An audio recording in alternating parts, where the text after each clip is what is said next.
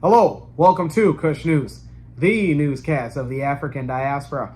I'm your anchor, Ochanda, daily bringing you the top stories from Africa and the Caribbean. Let's take a look at today's news on Thursday, July 13th, 2023. We go to Kenya, where more than 300 people were arrested following the maandamano. More than 300 people, including an opposition lawmaker, had been arrested following anti-government protests in major Kenyan cities that left several people dead. Opposition leader Raila had called for civil disobedience and weekly nationwide demonstrations against President William Ruto's Kenyan government, and also against the rising high cost of living. Protesters clashed with police on Wednesday as they took to the streets of the capital, Nairobi, and protested against new tax hikes that were imposed despite a court-ordered suspension.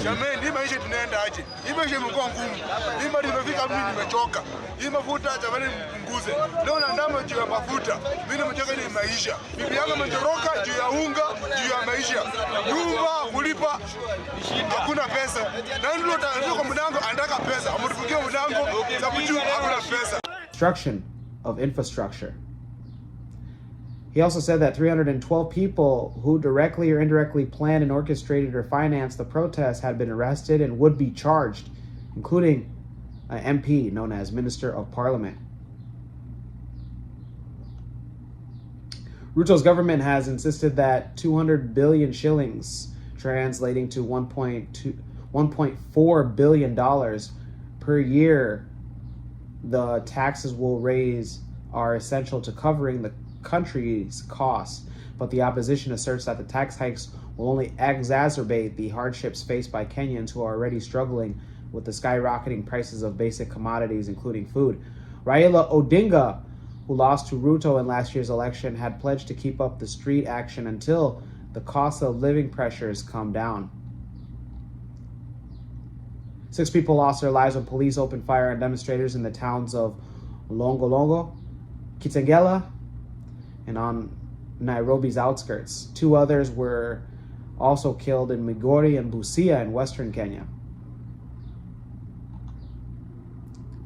Already hit with soaring inflation, many Kenyans say that the country can not afford the disruption caused by demonstrations. Each day of protests cost the economy an average of about $21.2 million. That's about 3 billion Kenyan shillings, according to an estimate by Kenyan Private Sector Alliance. Those in Kenya, let us know if you support the opposition leader or if you support the president and his current government on what to do and going forward next. Let's go to Southern Africa or Central Africa as Tanzania commits to boosting the mission in the DRC. Vice President of Tanzania had stated that Tanzania is committed to supporting and contributing towards the Southern African Development Community mission and the Democratic Republic of Congo in an effort to ensure the goals of restoring peace and stability. Dr. Mpango stated on Tuesday that the Southern African and Development Community and Tanzania is fully committed to make an additional contribution to the establishment of that mission. The meeting was aimed at highlighting the security situation east of the DRC and in the north of the Republic of Mozambique.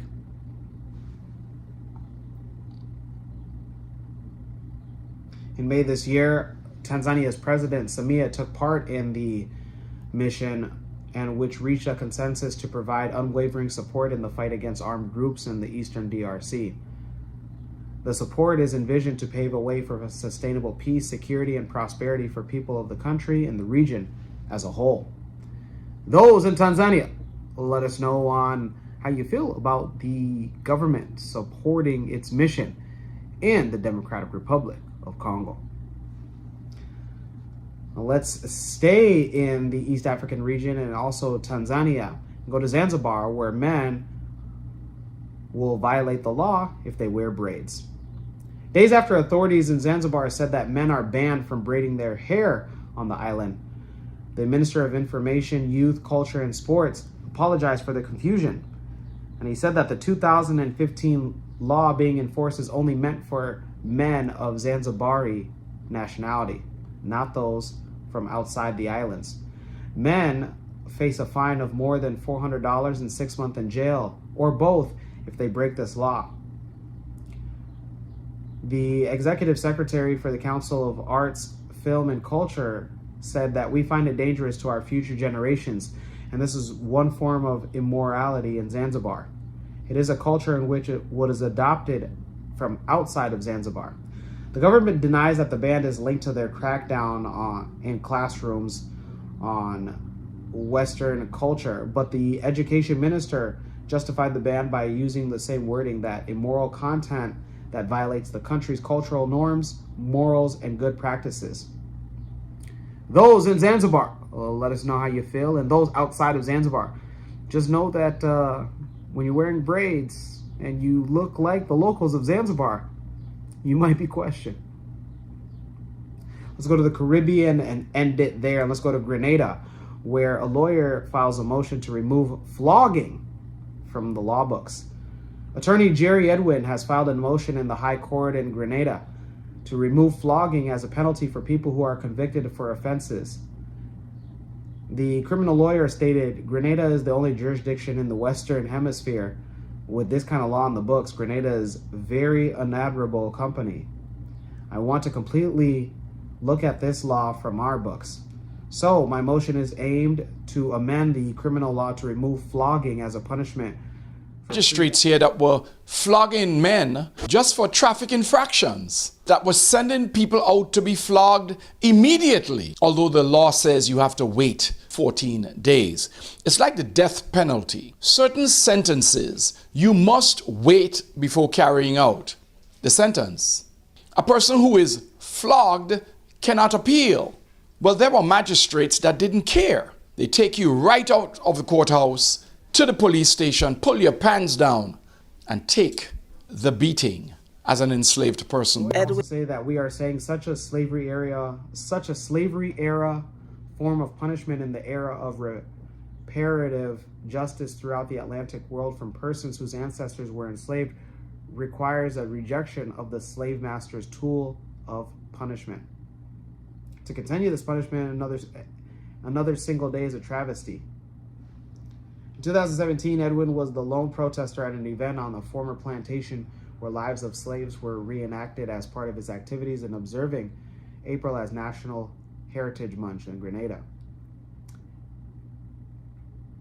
He also added, how can we enlist our children in recollecting events that dehumanize them and were intended to render them not as human beings, but as things, chattel, or to be bartered?